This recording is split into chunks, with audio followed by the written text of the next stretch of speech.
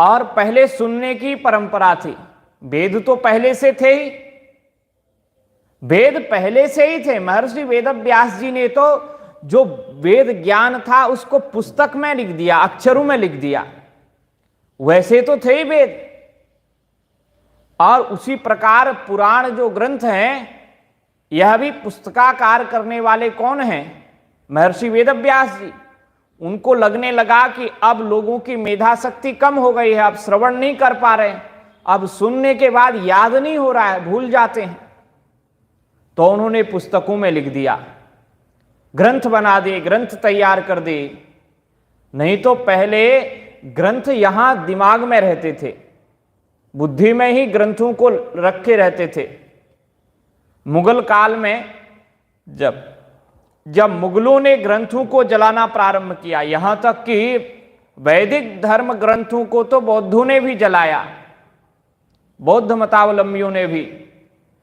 तो उस समय ग्रंथों को जब जला रहे थे तो केवल स्मरण करने की शक्ति के कारण हमारे ग्रंथ बचे रहे।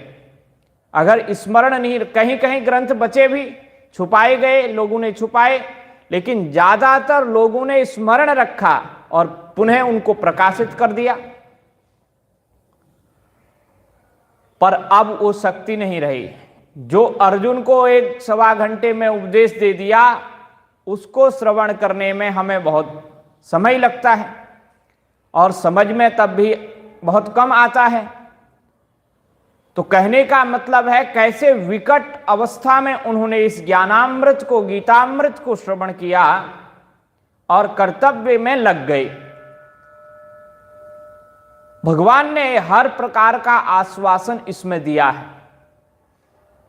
भगवान कितनी सुंदर बातें गीता जी में बताते हैं कि उस ज्ञान को गुरु जी के, किसी भी महापुरुष के, जो उस तत्व को जानता है, जो अनुभवी है, जो ज्ञानवान है और अनुभवी है, ऐसे व्यक्ति के शरणागत हो जाओ, सेवा करो।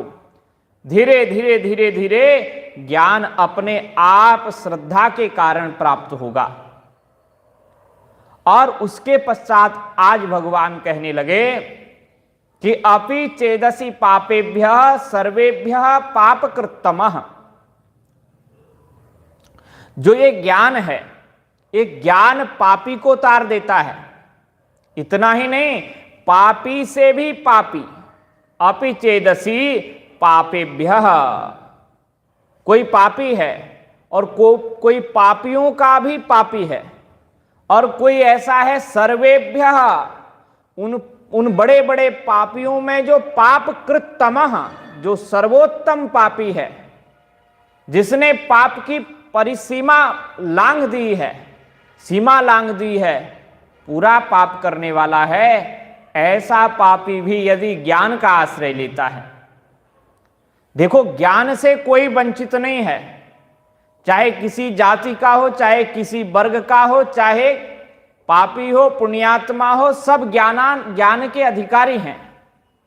लेकिन ज्ञान के अधिकारी उस पापी को धीरे धीरे ज्ञान प्राप्त होगा, एकदम से प्राप्त नहीं होता है।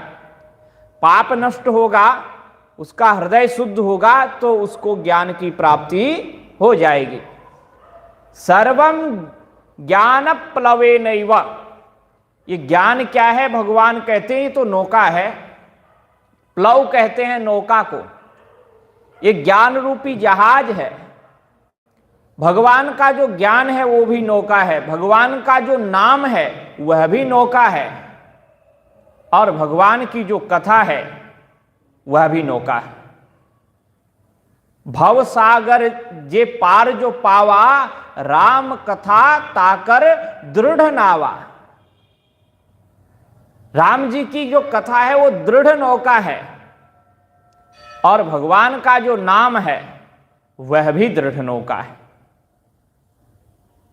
भगवान का जो रूप है वह भी दृढ़ नौका है। बस किसी का, भगवान का जो धाम है वह भी दृढ़ नौका है।